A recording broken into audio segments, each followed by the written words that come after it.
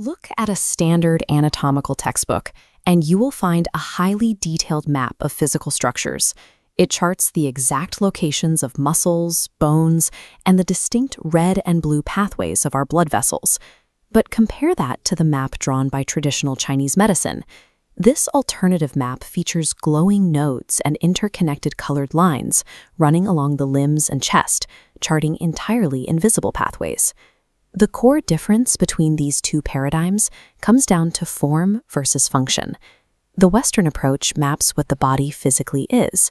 The traditional Chinese approach maps what the body actually does, tracing the continuous flow of functional energy.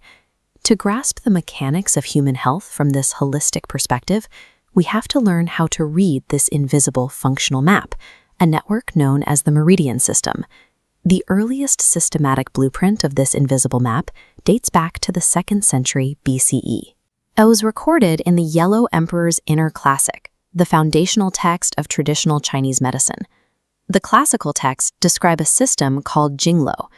Jing translates to path or longitude, while lo means network or collateral. Together, they form a dynamic, unbroken web across the human form. The ancient physicians who charted this web understood that these channels were not physical tubes you could find by cutting open a cadaver. Instead, they recognized them as functional pathways necessary for circulating life force and blood. The genius of this ancient blueprint lies in its connectivity. It provides a direct explanation for exactly how our deep internal organs communicate with the surface of our skin, integrating the entire body into a single living whole. This diagram shows the 12 primary meridians. Notice how the lines are bilaterally symmetrical, running down both sides. Each acts as a direct highway connected to a specific internal organ, taking its name from that organ, like the stomach. Energy, or qi, flows through these 12 highways in a strict cyclical pattern that operates on a consistent 24-hour biological clock. But the primary meridians are only part of the architecture. There is a second major component backing them up, the 8 extraordinary vessels. Unlike the primary highways, these extraordinary vessels do not connect to specific organs.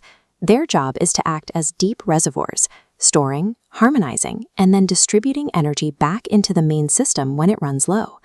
Paired together, the active highways and the stabilizing reservoirs create a completely self-regulating architecture.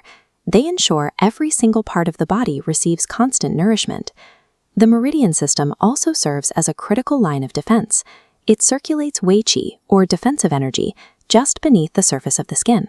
Think of this defensive network as an active shield deflecting external pathogens. It actively protects the body from environmental invaders like wind, cold, and dampness. When an invader breaches that shield, or when the internal flow is obstructed, the result is immediate. A physical interruption in the energy pathway causes localized pain, stiffness, or numbness. A blockage can also trigger secondary disruptions. If the flow reverses direction, what traditional texts call rebellious qi, it can cause nausea. If the flow simply weakens, it results in systemic fatigue. Because the entire map is interconnected, an external symptom is highly specific.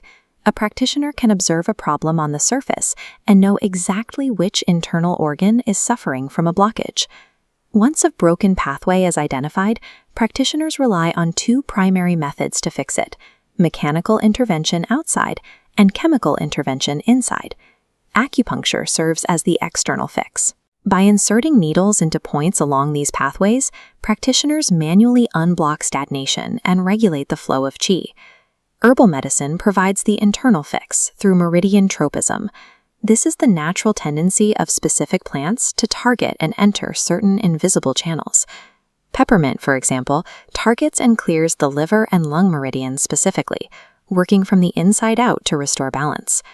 Regardless of whether the tool is an external copper needle or an internal medicinal root, the objective of the treatment is identical: restoring unimpeded flow to the entire network. For centuries, this model faced heavy skepticism. Critics dismissed the Meridian system simply because the lines could not be physically dissected in a lab like nerves or veins. Yet, current research finds physical correlates to these ancient pathways. Studies are mapping meridian lines directly to connective tissue planes and the body's fascial network. Researchers are also identifying distinct pathways of high electrical conductivity along the skin, as well as clear links to autonomic nervous system regulation. Modern science suggests that meridians are not imaginary metaphors. They represent complex, functional biological networks, bridging ancient holistic wisdom with physical reality. Understanding this system requires a shift in how we view wellness. True health requires dynamic, continuous balance, rather than simply possessing intact biological parts. The functional map of the meridians integrates the physical, emotional, and environmental realities of a patient into a unified, responsive whole. The meridian system is an enduring, sophisticated blueprint for human vitality. It defines the human body as a living, interconnected ecosystem.